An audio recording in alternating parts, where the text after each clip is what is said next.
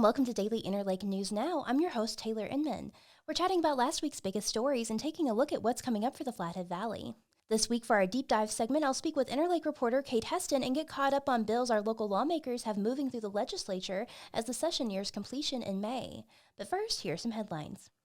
Congressman Zinke called for a federal investigation into the government contractor managing the online vehicle reservation system at Glacier National Park, just hours after meeting with stakeholders in Columbia Falls on Tuesday. Zinke, who previously served as Secretary of the Interior under former President Donald Trump, is asking the National Park Service to investigate the Booz Allen Hamilton Incorporated contract that manages recreation.gov, which is the website where people can secure reservations for national parks, including Glacier. He also called on the federal agency to drop the vehicle reservation system, which he has frequently criticized since taking office earlier this year, pending the outcome of the investigation. At Tuesday's meeting, Zinke and community members had a discussion about how they believe the reservation system keeps people from enjoying the park. Joe Hoff, who owns the Glacier Highland Motel and Cafe, said he used to enjoy many afternoons with his family in the park, but now it's harder than ever to get in. In addition to this, his staff fields calls from angry visitors who are not aware they needed a reservation to get into the park. They can't get the golden ticket. I know Heidi Miley had said that it's easier to get tickets to Taylor Swift concert. Well, I've got a daughter that teaches in Alberton. She comes up in the summer. We can't go to the park, but she did get tickets to Taylor Swift. So, Glacier's reservation system was implemented in 2021 and only required tickets for the Going to the Sun Road. It has since expanded to require tickets at the Pole Bridge, 2 Medicine, and many Glacier entrances. Zinke, a Republican, pointed to a recent Wall Street Journal article looking into Booz Allen's multi-million-dollar contract to oversee the reservation system in a letter submitted to the National Park Service's director. The congressman met with Glacier National Park Superintendent Dave Romer after the community meeting, according to Zinke's office. Evergreen community organizers are marching forward with efforts to bring more sidewalks to the unincorporated area of Flathead County. The groups behind the already planned sidewalks for a section along US 2 are applying for grant funding with the Montana Department of Transportation to facilitate a second phase of the project. The goal is to construct a half-mile of sidewalk north of Evergreen Junior High School. The Evergreen School District is sponsoring the application on behalf of the Evergreen Community Partners and the Evergreen Chamber of Commerce. The project will complete the most critical section of sidewalk needed to ensure the safety and access for school-age children in the area. The project, estimated at a cost of $1.15 million, is envisioned to bring sidewalks from East Evergreen Drive to Poplar Drive on the east side of the highway and from Meadowlark Drive to Terry Road on the west side. On Tuesday, representatives of the Evergreen Community Partners petitioned Flathead County commissioners to endorse the project by signing a letter that will be submitted with their grant application to the state. Commissioners approved the letter on a vote of 2-1, with Commissioner Pam Holmquist voting in opposition. The letter says that if the grant is awarded, the county would agree to work with the Evergreen Community Partners to facilitate the taxing district required to fund the project for ongoing maintenance. Holmquist expressed concern that community organizers may not be able to complete the first phase of the sidewalks if construction bids come in too far above engineering estimates. Sarah Stahlberg with the Evergreen Community Partners said following the meeting that the timing of the grant application before Phase 1 is completed is out of necessity to keep the larger project moving forward.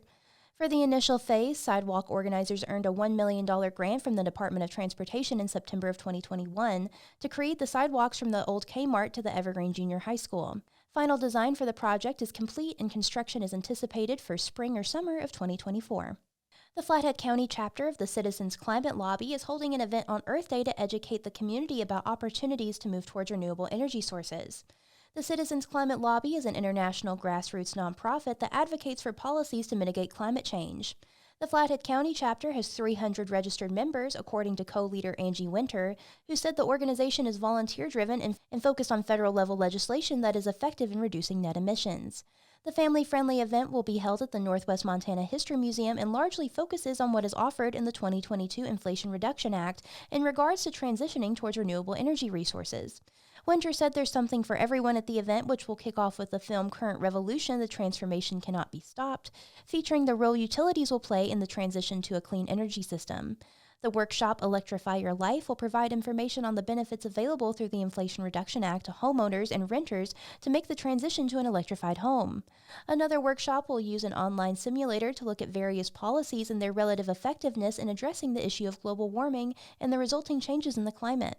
Local organizations like the Flathead Audubon Society, Climate Smart Glacier Country, Flathead Basin Commission, Wild Montana, and more will have display booths there to educate on their organizations, as well as Clark Nissan, who will be showing off their new electric vehicle.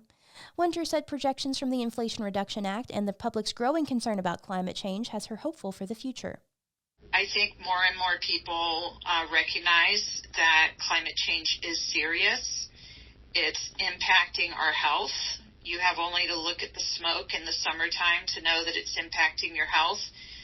We know it's impacting our local tourism industry. If we don't have cold streams, it's going to affect fly fishing. If we don't have enough days with snow, it affects cross-country skiing and downhill skiing.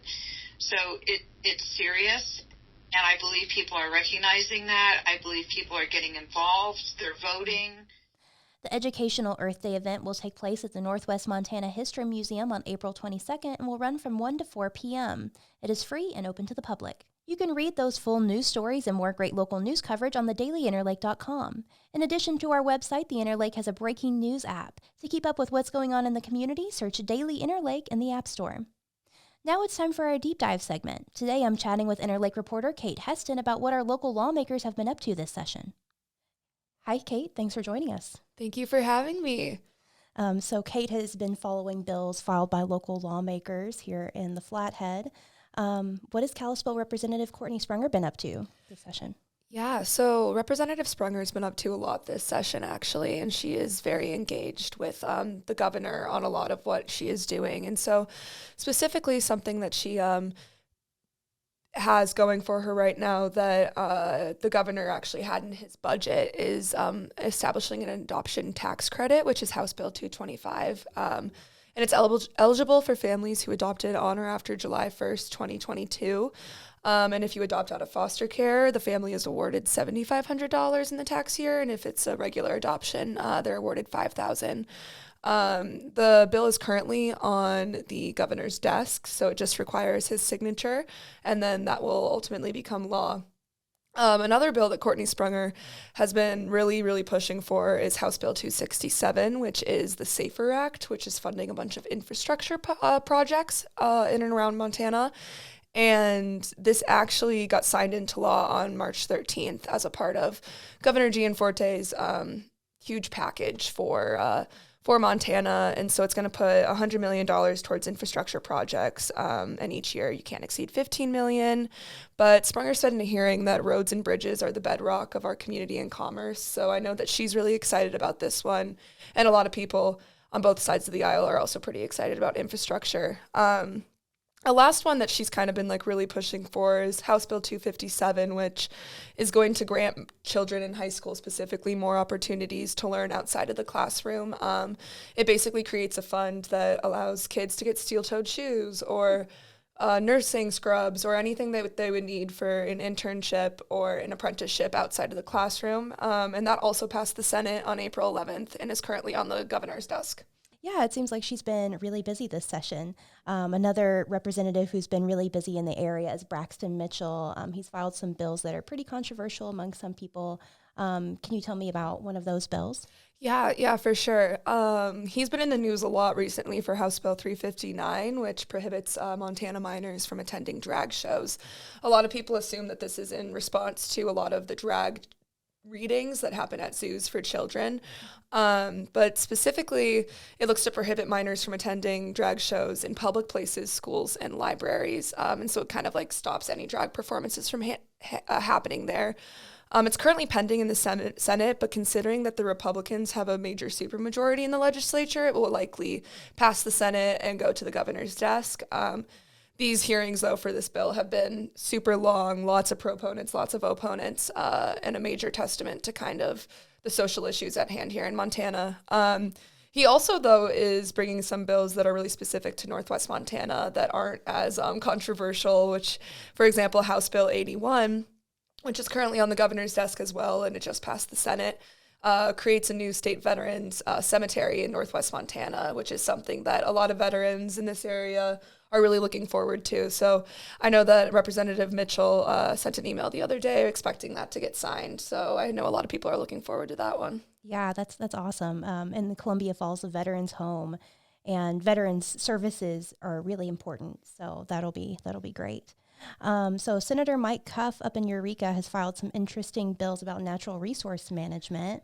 Can you kind of tell me what he's proposing? Yeah, absolutely. As we know, Northwest Montana owes a lot of its industry to natural resources. And so Mike Cuff has definitely targeted natural resources as one of his priorities throughout all of his terms in the legislature. And so this year specifically, Senate Bill 83, which has had a really interesting life cycle in the legislature, it will create the Western Montana Conservation Commission, effectively combining the already existing Flathead Basin Commission and the Upper Columbia Conservation Commission, both which were created at different times to monitor water quality, invasive species, and just making sure that our water quality in Northwest Montana stays pure. According to Cuff, over time, the missions kind of overlapped, and so he brought this bill forward to combine them, kind of one of the governor's red tape relief projects, if you may. And so it was put on the House Natural Resource Committee table, actually, but it was brought out of the table when they amended it to require a 6-year performance review date, which means that they just have to review to make sure it's working in 2029. So it's currently pending for recouncil in the Senate because it has that amendment, but if it passes, it will go to Gianforte's desk.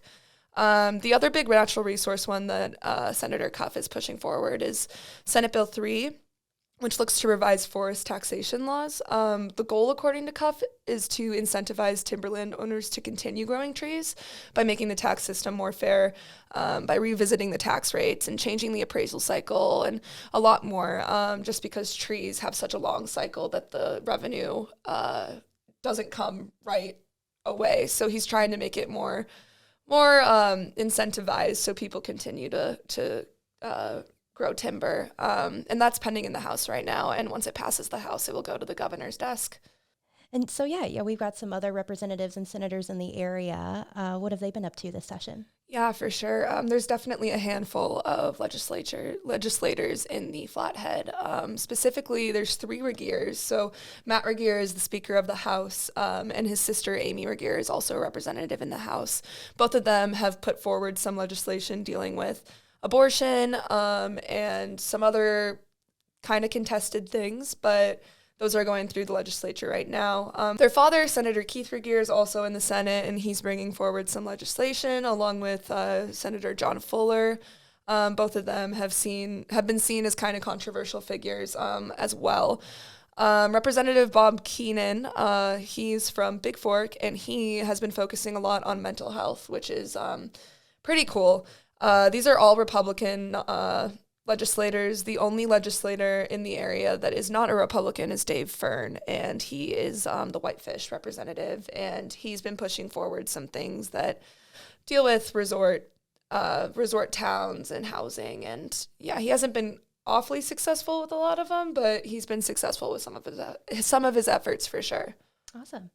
All right. Well, Kate is our State House reporter. She covers politics and she covers environment. So yeah, thank you, Kate. Thanks for catching us up. Thank you for having me. In addition to her great State House reporting, Kate also covers the environment for us, like I previously mentioned. She's always writing about wildlife management, resource management, and more. So take a minute to check that out, as well as her great State House reporting on our website, dailyinterlake.com. Let's take a look at what events are coming up this week in the Flathead Valley. Flathead Valley Community College's production of the Cole Porter Classic, Anything Goes, starts its 2-weekend run on April 20th.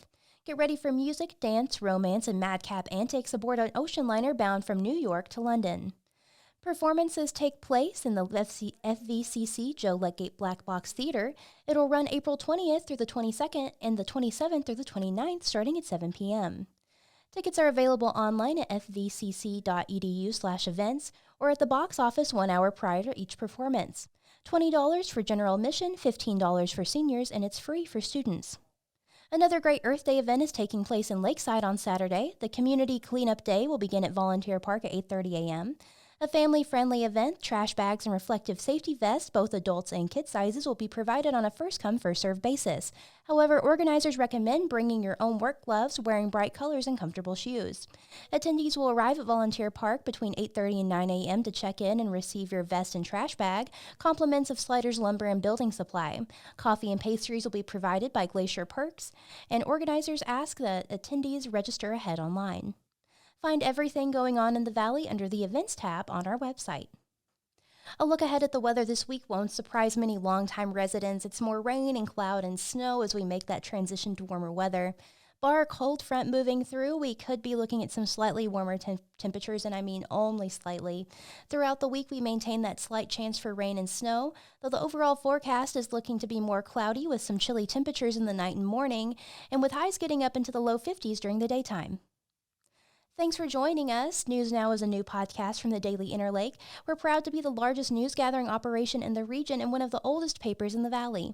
Consider becoming a subscriber to support our work. Call Circulation at 406-755-7018 or go to the Manage Subscription tab on the top right corner of our website. Everybody stay safe and have a great week.